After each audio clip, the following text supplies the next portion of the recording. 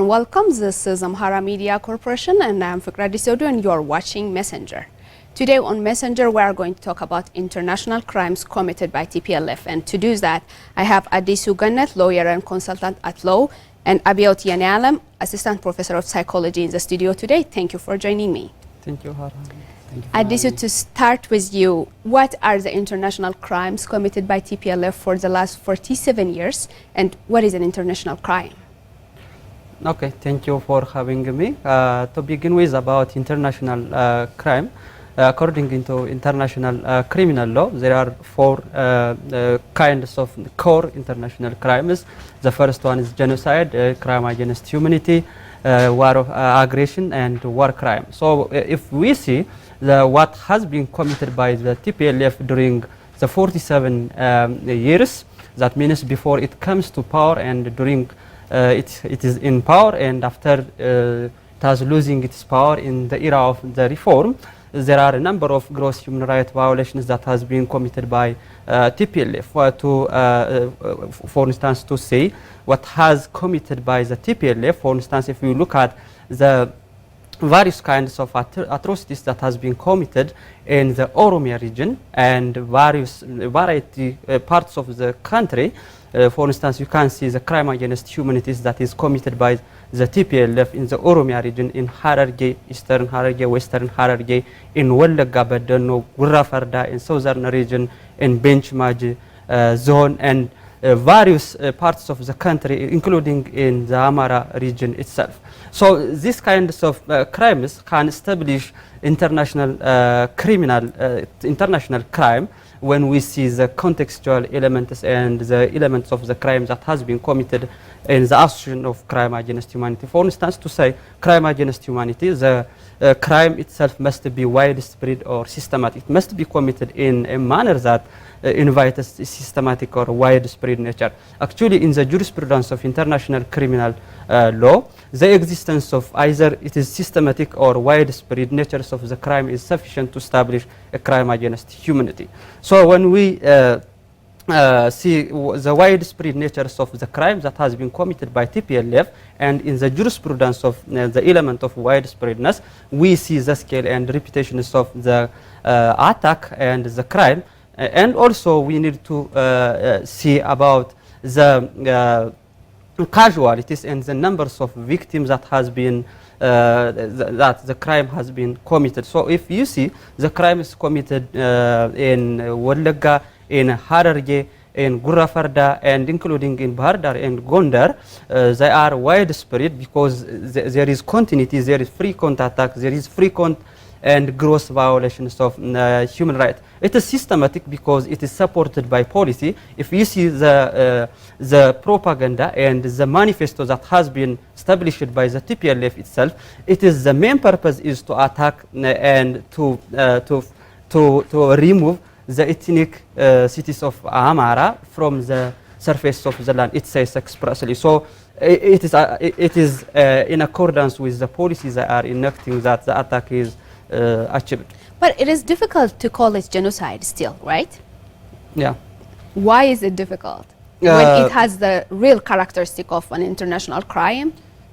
Yeah, actually, if you see the natures of characterizing the crime as a genocide or not, genocide, as you know, it requires strict elements to be fulfilled to consider a certain attack as a genocide. For instance, there must be a specific intent to attack, to destroy in whole or in part a specific ethnic group or a religious group. So proving the existence of specific intent is so difficult. But I doubt that there is no genocide. Genocide has not been committed in Ethiopia. Will not be as such an acceptable argument. There are a number of attacks that has been made by the TPLF as a mastermind and as co-perpetration of the attacks. By the way, the TPLF does not directly attack the civilians. It hires numbers of individuals, like for instance, the OLF was one of the right hand for the TPLF to attack the peoples of Amara in the Oromia regional state. So TPLF in this case is a mastermind and a co-perpetrators for the commissions of the genocide acts. People are calling the genocide, you keep saying genocide, but like people would like to call it massacre, mass killing, and other words. But let's come to the crimes committed against the Ethiopian people and the Ethiopian government. Let's see the crimes committed against the army of Ethiopia. Yeah, actually, if you see the crimes committed in the National Army of Ethiopia, actually it may be seen in light of the criminal code of Ethiopia. If you see it in the regular patterns of the crime, but if you see it in straightforward in the current prevailing situations, in the fact on the ground, I think it can institute or characterize as a war or an armed conflict. Why? Because according to various international humanitarian laws and wartime laws, once the situation has attained the era or the climax of being an armed hostility, the applications of the peacetime law will be stopped and the applications of wartime law will be skipped. So when we say it is an armed conflict, there are actually the two types of armed conflict, that is international armed conflict and non-international armed conflict. So literally when we see the fight between the rebel group, which is the TPLF, and the federal government currently in Ethiopia, it is non-international armed conflict. To say non-international armed conflict, there are two major requirements. The first one is the existence of our organization in the rebel side and both in the government side. The second one is the existence of protracted armed confrontation or intensity in the war itself, in the hostility itself. So majorly, if you see, the rebel group is organized, its own discipline, its own superior and subordinate relationship, and its own plan. So it is organized logistically, it's also organized. If this was the protracted natures of the war itself, protracted war confrontation, it requires the frequency or the durations of the hostility itself. So if we see the duration, the casualties, the number of civilians fleeing from the combat zone, and the scale and repetitions of the act itself invites for the existence of an armed conflict. So some people call this process, the government of Ethiopia call it law enforcement operation, and we keep saying it's war. So like, can we use like law enforcement operation, or are we in war?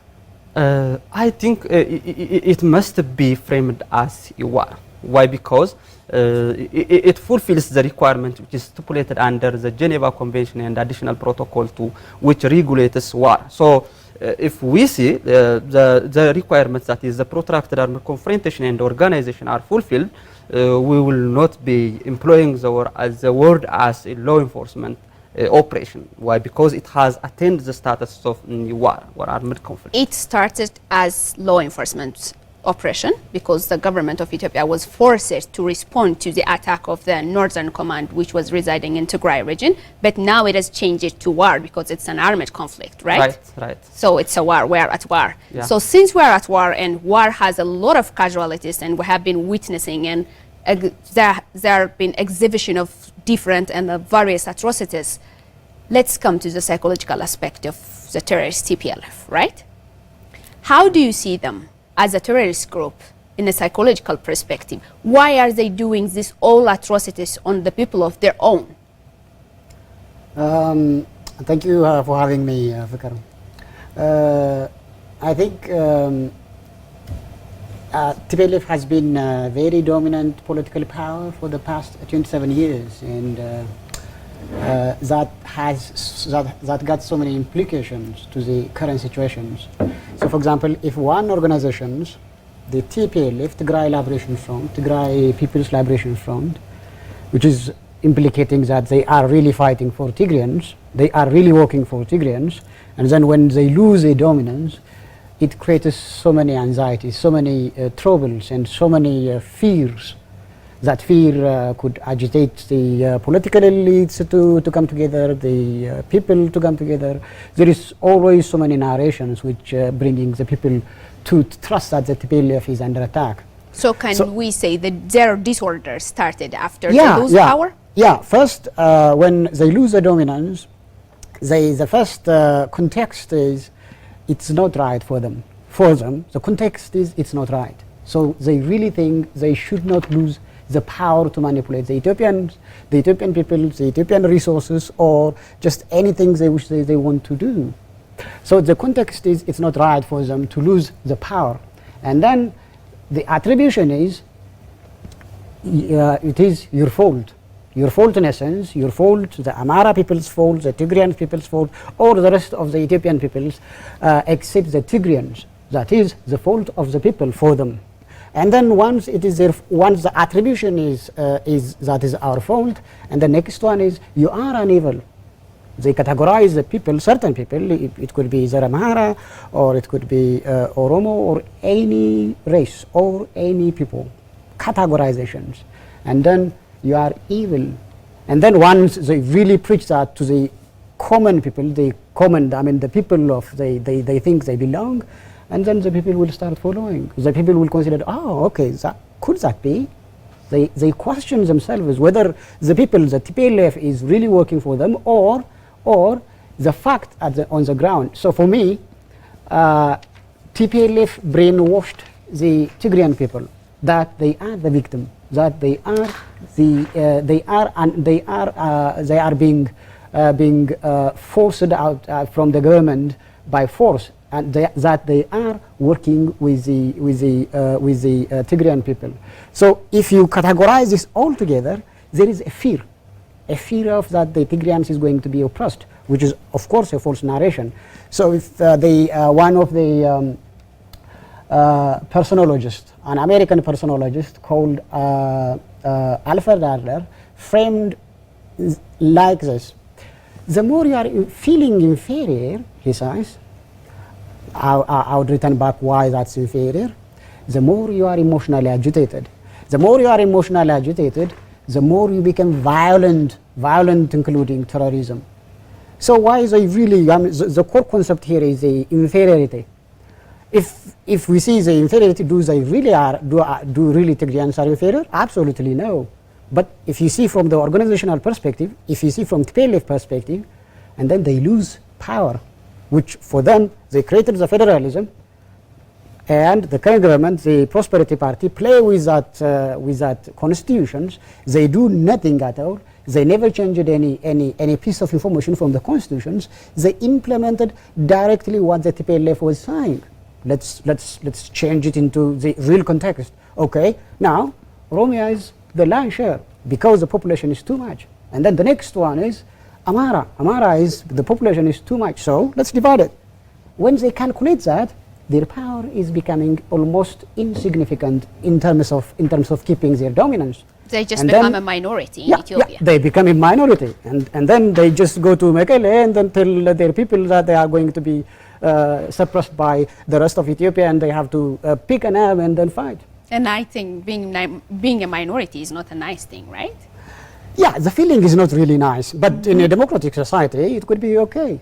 Yeah, you can exist as a minority, yeah, right? Of course, absolutely. Yeah. So since we are talking about the atrocities committed by TPLF, let me come to Addisio.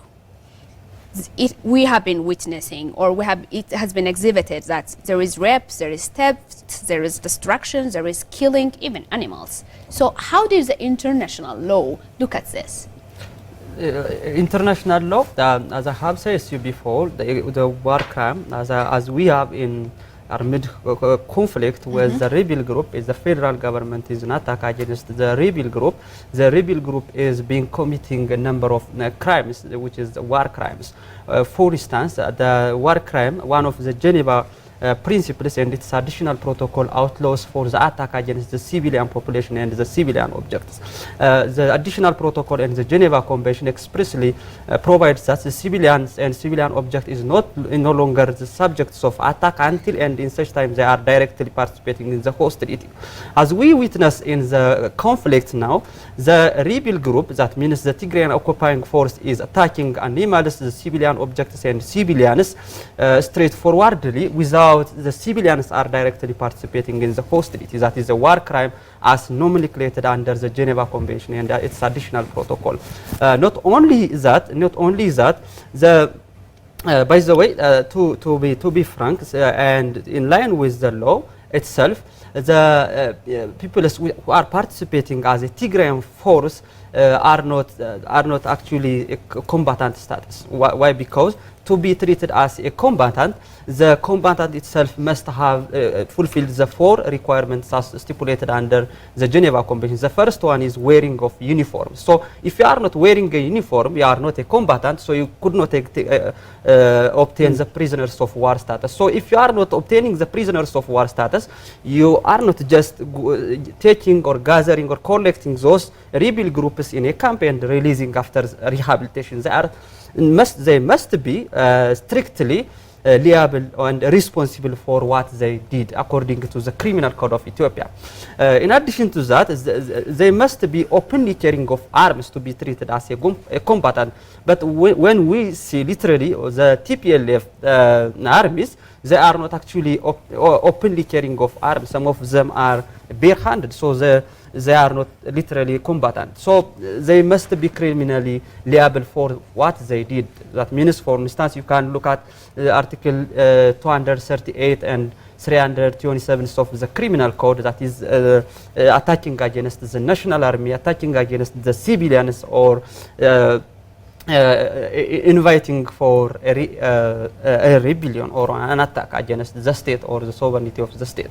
So what I'm trying to trigger here is that there are a number of crimes that has been committed by the TPLF and its members being as a combatant and without fulfilling the status of a combatant. How about the age of the combatants? They are recruiting children for war.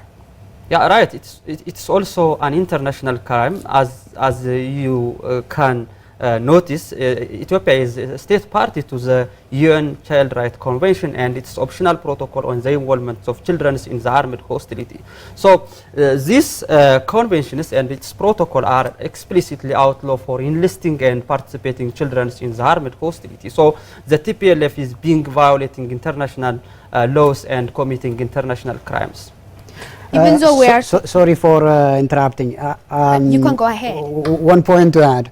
My friend was saying, telling that the TPLF was killing animals as well. Of course, they are killing animals everywhere they go throughout the Amhara region. One point to remember, hate is quite important for terrorism. You should really hate. They really need to preach their people to hate a very certain people so that they would really agitate their emotions up and they could be really too powerful. As I have told you at the very beginning, the last reactions of being a terrorism is the starting point for a terrorism is reaction. Reaction is you are evil, and then if you are evil, I have to be unevil as well. There is a perceived evility, and then they act on it. The action is just hate. So because they hate, they really just do anything which they feel it belongs to you, to that certain group. So hate and terrorism is inseparable. It's like a page of a coin. Of course, we were talking about the atrocities we have been witnessing all over the country, specifically in Amhara and Afar regions regarding TPLF. So to be a combatant in the case of TPLF and international crimes, you should wear uniform, you should be armed, you should be in appropriate age to be involved in a war. So they didn't even respect that thing in TPLF, which we are not going to talk about actually, but like since we are talking about the atrocities, I wanted to ask you something, Abiot. They have been killing people, we know that. They have been killing animals. They have been executing a lot of people. And we know that when there is an armed conflict in a country or in any place, there are casualties, right? In a conventional war. There is fights, there should be people killed, right? But why are they killing civilians, innocent civilians? Unarmed people, who are not even a threat for their existence, and their brutality, their savageness. Why are they doing this? For example, executing like normal youths in front of their parents and a community. Why are they doing this? Why are they raping women in front of their family members? Why are they brutal about it? That's a very good question, Fikr. The point is, once you are raised, you are shaped, you are just every time repeatedly told that a certain people is your enemy, and then that is the starting point for everything. So there is no logic at all. Killing an enemy is a normal thing. We can accept that. Yeah, absolutely. Why are you being coward or savage about it? Yeah. So when they really get preached, brainwashed on that. By the way, different theories explain in differently why terrorism become a terrorism. Terrorism is, after all, it's just being inhuman killing, inhuman behavior. The behavior by itself is totally inhuman. So the concept of terrorism is like that. So one of the theories is the cognitive limitations. There is a cognitive limitation, the limitations of cognitive resources. The cognitive limited resources is making them unable to think rationally.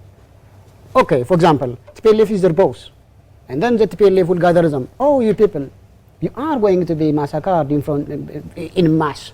And then they took it as it is, without having why. Why the Amara people? Why the Oromo is going to kill us? Why they really hate us? No, they don't ask that question. So one of the theory explains it is the limitations of cognitive resources. They don't ask why. They simply do it. That is one. Two, why they really kill? Okay, killing is one thing. Hating is another thing. Why they really kill in that way, in so much savagely and cowardly? Well, that is one way to show their dominance, one way to show their hate.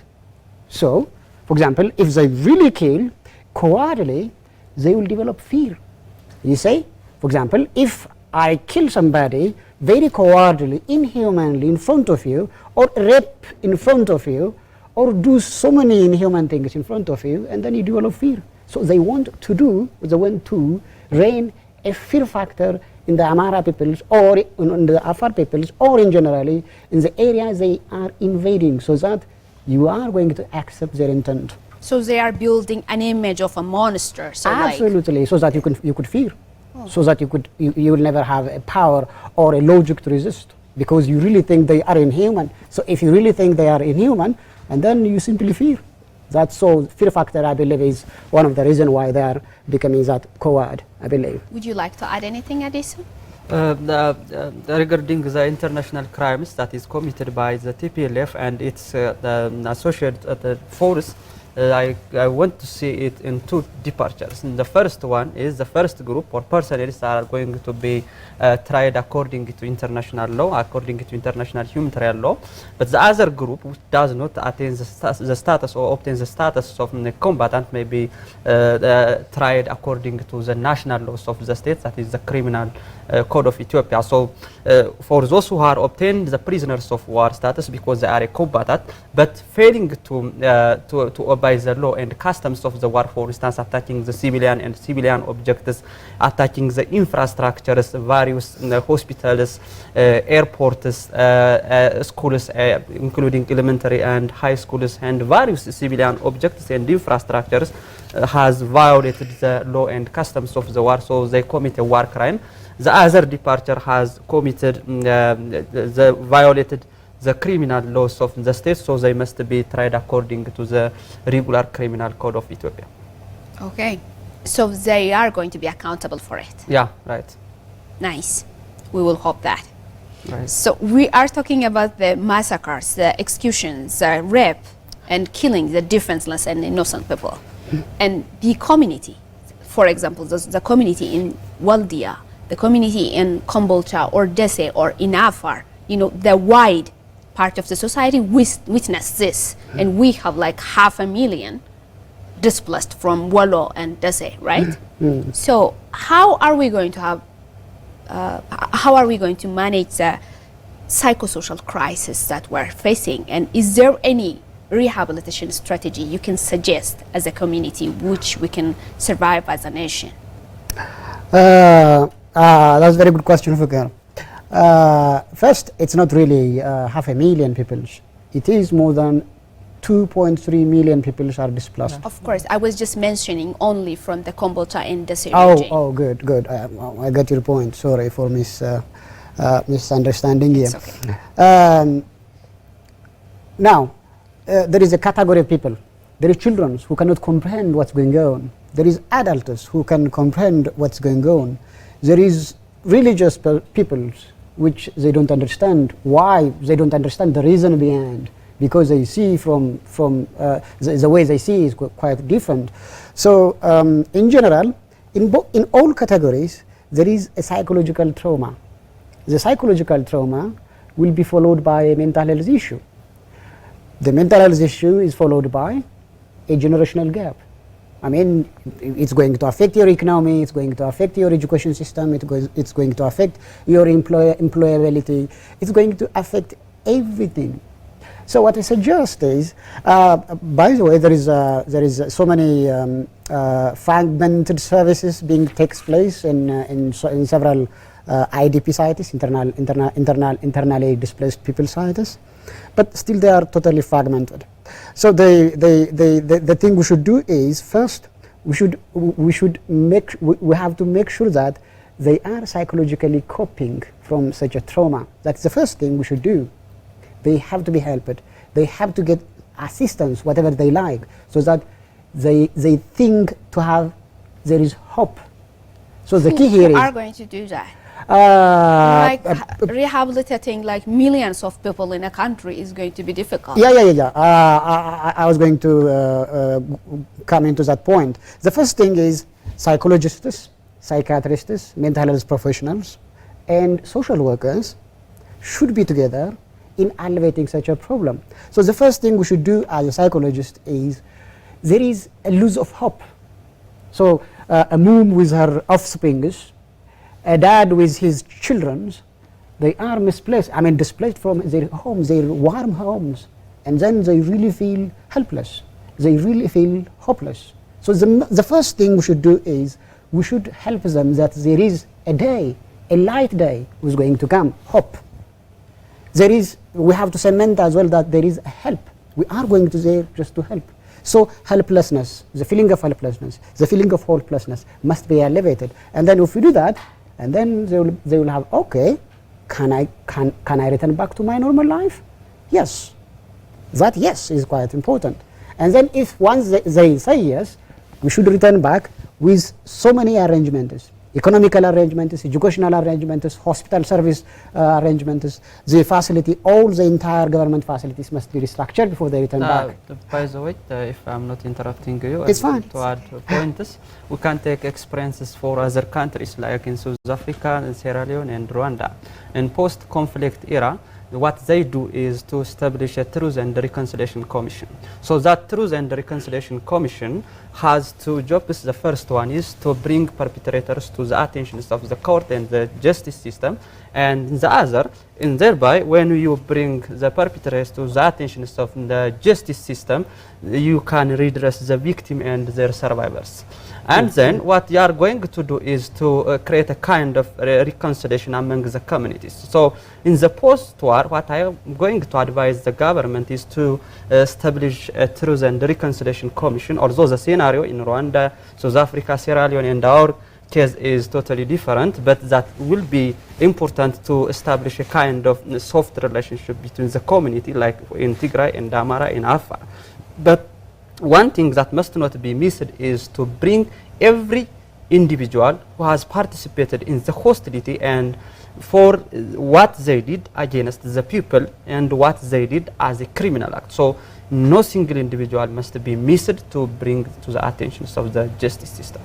So accountability and reconciliation is the next thing we are going to do in Ethiopia. Right. That was suggested by you. It has also psychological implications. For example, if I see that the coward person is in front of the law, and then okay, I get someone who can ask that failure. You will think that there is justice, right? There is law, there is state, there is order in the nation. Then you will have hope that you can go back to your normal life. Right. So Adisu Gannet, lawyer and consultant at law, and Abiot Yenealam, assistant professor of psychology, thank you for joining us today in the studio. Thank you for having me. This is all we got for today in Messenger, and we were talking about international crimes committed by TPLF and the psychosocial crisis that we are facing in Ethiopia. See you next time.